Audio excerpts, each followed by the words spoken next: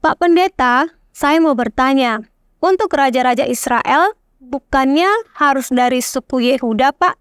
Lalu kenapa Raja Saul tidak berasal dari suku Yehuda, melainkan dari suku Benyamin? Mohon jawabannya, Pak Ezra. Ya, memang kalau kita melihat nubuatan dan berkat yang diberikan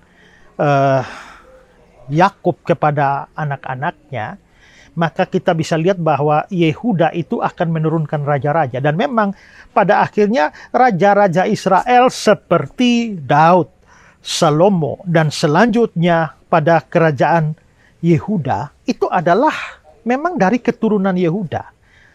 Bahkan Yesus pun itu juga sebagai raja, itu juga dari keturunan Yehuda. Makanya Yesus itu disebut sebagai singa dari Yehuda. Penulis surat Ibrani mengatakan bahwa Tuhan kita berasal dari suku Yehuda.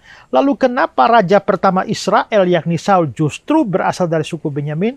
Nah, kalau saudara ingat ceritanya, sebenarnya adalah pada waktu itu, pada zaman hakim-hakim, kita bisa melihat bahwa negara atau kerajaan Israel itu bersifat teokrasi, di mana Tuhanlah yang menjadi raja atas mereka. Kita bisa lihat ya, Tuhan menjadi raja atas mereka, lalu wakil Tuhan di bumi yaitu Musa yang memimpin mereka keluar dari tanah Mesir. Musa mati digantikan oleh Yosua. Yosua mati digantikan oleh hakim-hakim dan nabi-nabi. Tetapi yang memerintah sebenarnya adalah Tuhan. Teokrasi. Kekuasaan di tangan Tuhan. Memang Tuhan berjanji di kemudian hari dia akan memberikan raja. Tapi sebelum tiba saatnya itu Israel ngotot minta raja. Mereka minta raja karena mereka mungkin bosan berada di bawah pemerintahan Tuhan secara langsung. Kedua, mereka juga merasa tidak identik dengan bangsa-bangsa di sekitar mereka. Karena bangsa-bangsa di sekitar mereka itu mempunyai raja, mereka tidak punya. Karena itulah mereka menuntut kepada Samuel untuk mereka diberikan raja. Nah, Samuel bilang sama Tuhan, tapi Tuhan tidak setuju.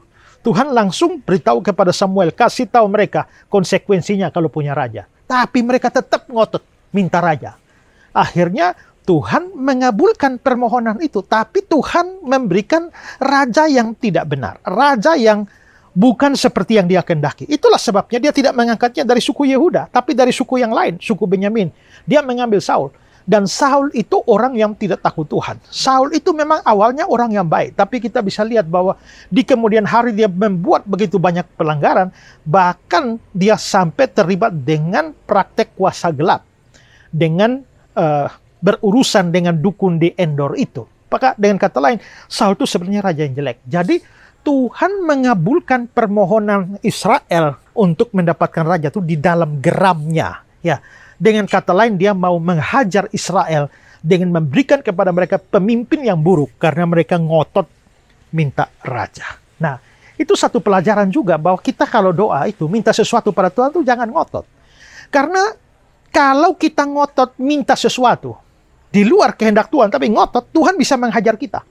Tuhan menghajar kita dengan mengabulkan permohonan kita itu.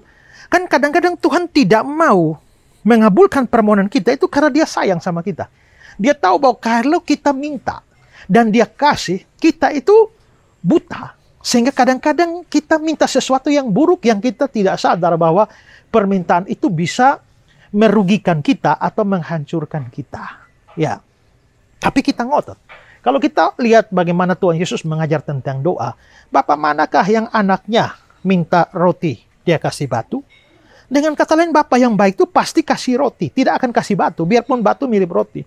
Tapi ada anak-anak Allah yang melihat batu dia kira roti. Karena batu mirip roti. Akhirnya dia ngotot minta batu itu. Nah, Bapa yang baik itu akan menolak karena dia tahu itu bukan roti, nak, itu batu. Kalau kau makan gigimu patah. Tapi kalau anak tuh ngotot pokoknya mau, maka dia bisa kasih batu itu yang mirip roti. Waktu kau makan, gigimu patah. Dengan kata lain, dia berikan batu itu kepadamu supaya menghajar kamu, supaya kau tahu bahwa ya kalau kamu ngotot, dia bisa menghukum kamu dengan cara itu. Nah, dalam kasus semacam itulah Israel ngotot minta raja, makanya Tuhan kasih raja yang jelek. Pada akhirnya mereka sendiri yang rugi. Ya. Nah, jadi memang Saul itu, dalam kasus Saul itu adalah Saul bukan raja yang dikehendaki Tuhan. Itu hanya untuk menghajar umatnya saja. Makanya rajanya tidak berasal dari suku Yehuda seperti yang muncul di dalam nubuatan-nubuatan terkait dengan Yehuda. Ya.